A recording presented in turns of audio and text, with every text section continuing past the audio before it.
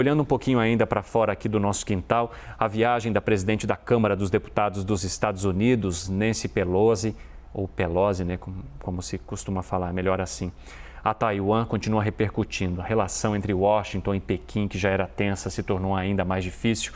Os exercícios militares conduzidos pela China próximos à ilha asiática deixaram a comunidade internacional em alerta. Neste sábado, os Estados Unidos anunciaram que também vão participar de exercícios militares na Índia, menos de 100 quilômetros ali da fronteira com a China. E sobre essa crescente tensão, eu converso agora com o especialista em política internacional, Carlos Gustavo Poggio. Professor, seja muito bem-vindo, é um prazer falar contigo mais uma vez, né? Já discutimos bastante tensão entre Rússia e Ucrânia e agora vamos falar um pouquinho de China, Estados Unidos e também Taiwan. Para a gente poder colocar essa conversa na mesa, assim, para que todos entendam, por que há uma tensão tão grande quando falamos de China e Taiwan, né? Por que Taiwan é tão sensível para esse país, para então a gente caminhar depois para o aumento da tensão provocada por uma visita de uma figura americana. Bem-vindo. Evandro, boa noite, prazer conversar com você aí pela CNN. De fato, este é, eu diria, talvez um dos temas mais relevantes das relações internacionais nesse século XXI. Se há um ponto de atrito importante, até mais relevante do que a Ucrânia, por exemplo, para as relações internacionais do século XXI, certamente está na questão sobre Taiwan, porque envolve duas grandes potências, Estados Unidos e China. A China, Evandro, considera Taiwan como parte do seu território. É isso que eles chamam de política de uma China, né? Ou seja, Taiwan não é um país, na perspectiva dos chineses, distinto da China. Porém, na perspectiva dos taiwaneses, o Taiwan é sim um país distinto da China, né? É um país que tem um governo próprio, é um país que nunca foi governado pelo Partido Comunista Chinês, né? A Revolução Comunista na China foi em 1949, desde 1949 nunca o Partido Comunista Chinês governou Taiwan. Então a ilha de Taiwan não está acostumada a ser governada pela China.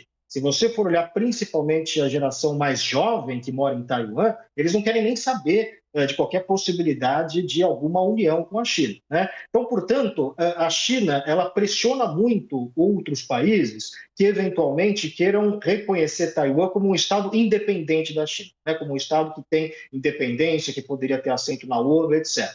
Isto é um assunto extremamente delicado e importante para os chineses.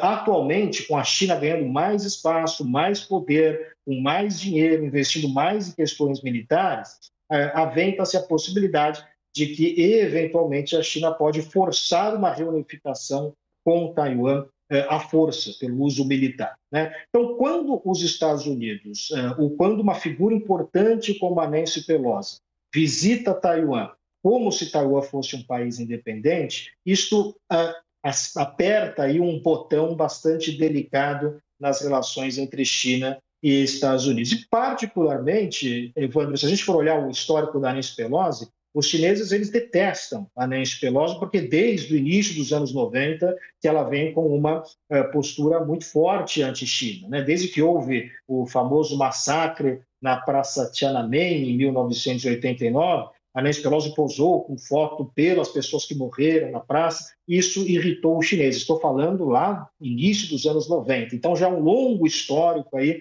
de animosidade entre a Nancy Pelosi, que é presidente do Congresso americano, e os chineses. E a Nancy Pelosi, por ser presidente do Congresso americano, é uma figura de alto escalão do governo norte-americano. Ela é a segunda na linha de sucessão. Primeiro é a vice Kamala Harris, depois é a própria Nancy Pelosi. Então, do ponto de vista simbólico, isso tem um peso muito importante. Enfim, em linhas gerais, eu sei que às vezes é um assunto um pouco complicado, mas diria que é isso que está por trás dessa visita aí da Nancy Pelosi a Taiwan. Não, foi muito bem pontuado. Professor, o senhor citou essa visita, né, que o presidente taiwanês fez aos Estados Unidos lá na década de 90, que levou também uma reação da China. Desde então, ela não fazia esses exercícios com mísseis, como fez agora com a visita de Nancy Pelosi a Taiwan. Mas eu gostaria que o senhor pontuasse para a gente, lá na década de 90, a China era uma. Hoje, a China é outra. E isso muda totalmente o cenário ao país fazer ou trazer esse protesto e deixar muito claro diante da força atual, diferentemente da força que ela tinha lá em 1990, frente aos Estados Unidos, não é mesmo? Perfeito, Evandro. Esse me parece o ponto central. Grande questão que diferencia os anos 90, até a última visita de um presidente do Congresso americano, que foi em meados dos anos 90, 25 anos atrás, 1997, é a diferença da China dos anos 90 para a China de hoje, né? A China, no início dos anos 90, tinha um PIB que era menor do que o PIB brasileiro. Hoje, a China tem um PIB que é quase o PIB dos Estados Unidos, ou seja, um crescimento bastante expressivo, e que isso se reverte na postura que a China adota nas relações internacionais. Ou seja, o que nós estamos observando, que me parece mais relevante dessa visita, não é nem a visita em si, mas é a reação dos chineses. A reação dos chineses indica que a China agora vai começar, de fato, a agir como uma grande potência e vai exigir o seu reconhecimento como grande potência em pé de igualdade com os Estados Unidos. Eles não vão mais aceitar o tipo de iniciativa que os Estados Unidos faziam nos anos 90, quando eram, nos anos 90, a única grande potência no sistema internacional. Hoje, a China se vê em pé de igualdade com os Estados Unidos. Então, nós estamos num momento de transição dessa relação, e acho que esta visita, e particularmente a reação do governo chinês a essa visita, muito forte, com uso, inclusive, de armamento militar e mísseis, né, que a gente não costumava ver esse tipo de reação por parte dos chineses, é um indicativo muito claro de uma nova era das relações entre China e Estados Unidos, uma era muito mais delicada, uma era que os chineses cada vez mais vão deixar claros seus protestos com relação àquilo que eles veem como a ingerência americana, e apontando aí para um futuro nas relações internacionais, uma relação muito delicada entre essas duas grandes potências, China e Estados Unidos. Professor, a partir dos movimentos que o senhor vem analisando, o senhor acredita que possa haver uma investida da China sobre Taiwan, a exemplo do que aconteceu com Rússia e Ucrânia, por exemplo, por conta dessa visita, do aumento dessa tensão?